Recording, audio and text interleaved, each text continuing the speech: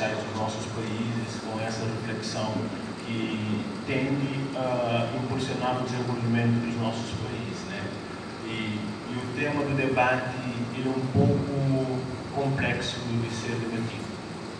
Eu não sei se eu teria essa capacidade ou competência para tal, mas eu me desafiei para vir aqui tentar fazer um debate, não um debate impulsivo, mas um debate que traz uma análise mais profundo em analisar determinados contextos, porque muitas das vezes nós falamos superficialmente sobre algumas questões e fica por se pode comentar muitas coisas. Então, dentro desse contexto, eu vou tentar, né, fazer uma reflexão. Eu penso que, na minha ignorância um pouco profunda, para tentar entender essa questão de fuga de cérebro. E pensar fuga de cérebro, nós primeiramente temos que ver esse diálogo que dá no contexto que nós estamos falando, que é o contexto do Amilcar. Porque fuga de cérebro, ele já acontece, ele não se deu de uma forma natural, ele foi uma coisa impulsionada pela escravatura. Você tem vários quadros africanos dentro do seu contexto da educação, porque quando nós falamos de quadro, nós pensamos em quadros são aqueles que formaram, quando pensamos de quadro, pensamos que quadros são os que formaram nas universidades e estrangeiros nesse sistema educacional ocidental, mas dentro da África, pela iniciação, há muito tempo que vem formando profissionais, né? De acordo com o nosso cosmovisão. Então, a escravatura, esse processo de escravatura, ele vai tirando esses homens dentro da África e não tendo um regresso. Isso já também entra dentro dessa questão de fuga de cérebro. Mas não seria o caso de ser analisado aqui, porque é uma tarefa árdua e traz um contexto muito longo. Então, o debate ele vai dialogando com o Amilcar. Eu vou falar do tempo do Amilcar e o assunto, né? Então, para dialogarmos essa perspectiva de tempo do Amilcar, temos que analisar a nossa posição como um povo colonizado, uma geração que sofre essa tendência da colonização, que vive esse vício da colonização, e uma outra geração dentro da África mesmo que é mais apegada às questões culturais e às práticas identitárias do próprio povo africano. E nesse sentido, a gente teria que dialogar essa questão. E os nossos velhos dentro da África e a juventude, né? Por quê? Por que eu falo isso? Porque não é fácil entender o ser humano. Eu não sou da área exata, mas eu tenho esse sentimento humano. Como dialogar isso? O sentimento que os homens da casa sentem e esse sentimento que nós temos, que é fruto da colonização, né? Esse sentimento de querer mudar o nosso espaço dentro dessa visão ocidental, e outro sentimento que reina atualmente na África, especificamente na Guiné-Bissau, os homens querendo defender a visão e a cosmovisão africana dentro dessa filosofia do mistério. E como nós vamos dialogar isso, né? Então você tem jovens. A gente tem que ser muito franco nessa discussão, porque muitas das vezes queremos utilizar palavras técnicas, palavras bonitas para expressar. Então a comunicação falha. Então muitas das vezes falamos a imigração. Sabemos que isso não é imigração. De uma forma direta, do ponto de vista do jovem, estão fugindo do continente africano. Por causa de essa questão que muitas das vezes nós não conseguimos dialogar, que é esse conflito da convivência, né?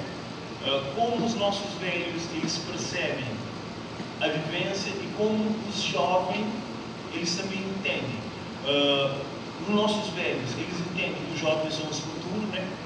A juventude, sendo a força motriz de uma sociedade, sendo a energia, eles não aceitam essa limitação imposta às nossas lideranças. Ele procura um outro espaço. Agora, quando você pega o Amilcar para colocar dentro desse base, o que seria combater essa coisa de sério? Ele é muito simples, é um regresso. Temos que regressar. Se pegarmos o Amilcar como base, temos que pensar por ingresso. Muitas das vezes não dá para julgar, porque não cabe eu nem outras pessoas julgar essa questão da decisão pessoal de cada profissional, né? Mas pegando a Amilcar como referência, como centro de discussão, e podemos focar em entender o Amilcar e, como eu posso dizer, entender o Amilcar como aquele que deixou esse privilégio para tentar ajudar a sua nação. Você tem o Amilcar na altura que o tempo da Amilcar era muito mais difícil do nosso tempo hoje, né? Porque hoje somos libertos. No tempo da Amilcar nós não éramos libertos, a oportunidade não era o mesmo. E o Amilcar, ele faz o sacrifício. Ele deixa tudo o que ele tem para colocar a sua energia, a sua disposição em luta de outros. E aí eu fico pensando, será que nós fazemos isso? O nosso privilégio, esse vício, esse ciclo vicioso da colonização nos deixam fazer isso? Hoje queremos uma resposta imediata das ações políticas, mas como essas respostas acontecem se não tem intervenção própria dos jovens intelectuais africanos, né? Eu tenho até medo de falar porque o Ricardo já me deu aviso lá em cima.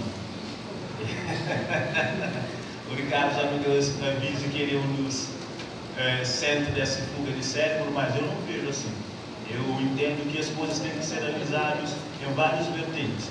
Hoje, de uma certa forma, você está contribuindo massivamente para a transformação de Guiné e orientar os jovens guineenses aqui nessa universidade e ajudar. Então, isso é uma contribuição. Isso não podemos analisar como sendo uma fuga de cérebro, né? Porque hoje o mundo ele não é estático. O tempo ele não é estático, ele é dinâmico. Então, não podemos entender o tempo de hoje como antigamente. Então, eu pego na palavra do Amadou Pateba. Ele vai dizer que a tradição é como uma árvore e que quando as folhas secam, nós tiramos as folhas secas para nascer novas folhas, né? Então ele diz também que isso é tradição, que a tradição ele tem que permanecer num tronco fixo, né? Que é a base dela, mas que tem que ter mudanças em alguns aspectos da tradição. Não podemos ficar presos às nossas tradição, né? Então nessa dinâmica hoje do mundo, hoje nós não somos seres humanos apenas num espaço, somos seres humanos em vários espaços. Podemos estar em vários países, mas não sendo fuga de cérebro. Agora, você tem um caso específico aqui no Unilag, eu estou me parando com várias situações, e você tem meninos que estão terminando e não estão voltando mais para a Guiné-Bissau. Eu falo também do Cabo Verde e demais países. Qual é o motivo de eles não quererem voltar? São condições políticas, né, que é estabelecido dentro desses países que, de certa forma, ele traz bem, ele traz uma certa insegurança para o jovem, né? Passei durante muitos anos investindo na minha educação, para hoje voltar para não ter o que fazer. É muito duro, eu falo por mim. Olha, eu fui no meu país, eu terminei o curso com muita vontade. O regresso, só para contar, o regresso ele tem suas vantagens. Eu cheguei numa comunidade periférica, uma cidade morta, onde ninguém estava funcionando nada. Eu comecei a colocar as coisas para funcionar. A estrutura política do país, ele queria, de certa forma, me impulsionar a fazer um trabalho voluntariado que é dever do Estado de investir dinheiro público para educar uma comunidade, e eles recuam porque eles têm um suporte, achando que eu posso fazer um trabalho gratuito, mas eu tenho as minhas necessidades. Eu precisava de alimentar, eu tinha transporte e tudo mais. Isso era uma responsabilidade minha, mas no facto, isso é responsabilidade do Estado. Como o jovem suporta isso? Então, dentro dessa perspectiva, eu tive que voltar. Para ampliar o meu estudo, a minha visão, mas aí fica também a minha indignação, e fica aqui essa alerta que tem causado esse problema dentro do nosso país é esse sistema administrativo que não dialoga com as questões identitárias, não procura entender, mas sim quer estabelecer uma nova visão dentro da África e não consegue dialogar com as diversidades que lá existem. Então, eu penso que, desse modo, nós temos que entender que já entramos num outro parâmetro de vivência. Nós não podemos mais recuar. E o próprio Amílcar deixou isso bem claro. O Amílcar sempre defendeu as questões culturais, as nossas práticas, mas ele nunca fechou o diálogo com o mundo.